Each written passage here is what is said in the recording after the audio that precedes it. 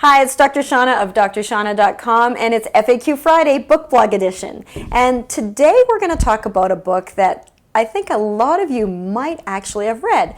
Most of the books that I'm picking, I've picked them because I think you haven't seen them and you might really like to learn about this. But this one, I know that there are definitely going to be people who've read this. So I'm going to be really interested to see your comments about your experience with this.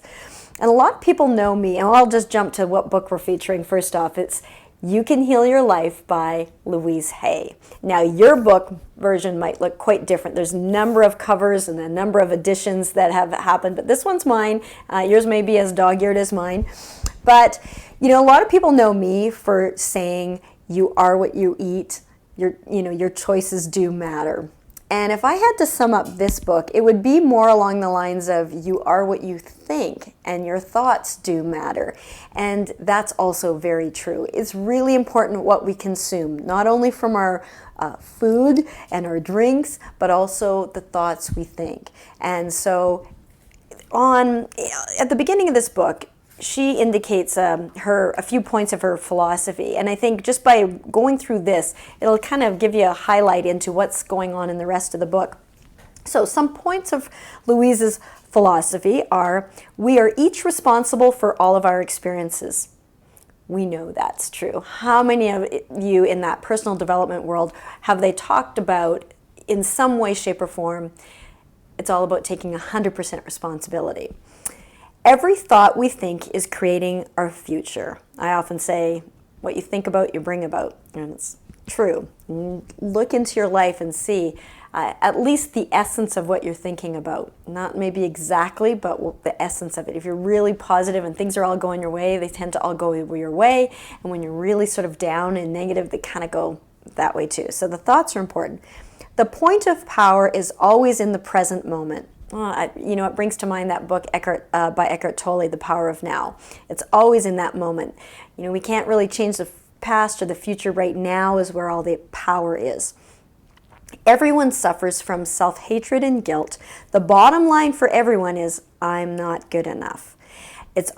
So how many of you have ever felt like that? I mean, we all have. We all have this little tape that sometimes runs that says we're not good enough, that you'll never be enough. It's just not enough.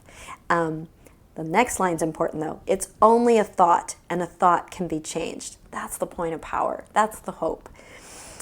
We create every so-called illness in our body. Resentment, criticism, and guilt are the most damaging patterns.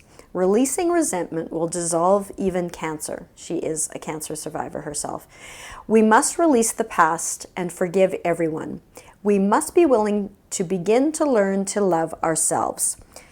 Self-approval and self-acceptance in the now are the keys to positive changes. When we really love ourselves, everything in our life works.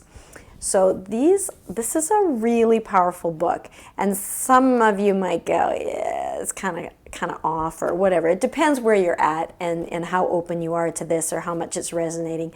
But in this book, there's affirmations, there's little exercises, some mirror work to do. There's another great book that she wrote subsequently. I'll have to review that as well. But it's about loving yourself. And I often, as I'm helping people as a lifestyle medicine specialist now, is, helping people to love themselves enough to live a healthy lifestyle. And when you really care about yourself, you'll do those better things. You'll choose those better choices.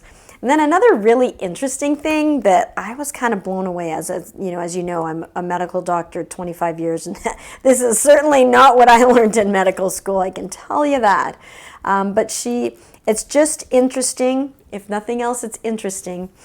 And she looks at, there's a section here with all sorts of, let's say, problems or conditions, and a probable cause of maybe a thought or a feeling or a belief that's run through your patterning for a while, and then a new thought pattern that you could replace it with.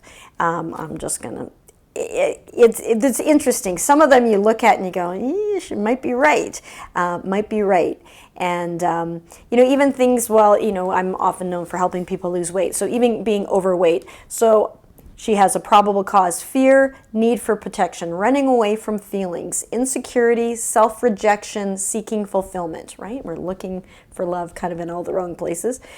And the new thought pattern would be: I am at peace with my own feelings. I am safe where I am. I create my own security. I love and approve of myself. And, you know, having that self-approval, self-love is a key core part of this book. So, you know, check it out. It's a very fast little read, I find, and very powerful. She goes into, maybe, I think in this book or somewhere you can find the history of how all of that came to be. She is a powerhouse of a woman in such a loving, gentle way. She has spawned a movement of self-love, self-healing, and it sort of skirts along the edges of mind-body medicine, which is sort of how I was attracted to it. So check it out. The book is You Can Heal Your Life by Louise Hay. If you like this video, be sure to comment and like below. Have you read this book? What are your thoughts and feelings about this book, or perhaps another book of Louise Hay's? Check us out at drshaunna.com. Subscribe to our YouTube channel, and you'll get updated videos for our FAQ Friday and all on a number of other topics. So with that, have a fantastic week. Love yourself and be good for you.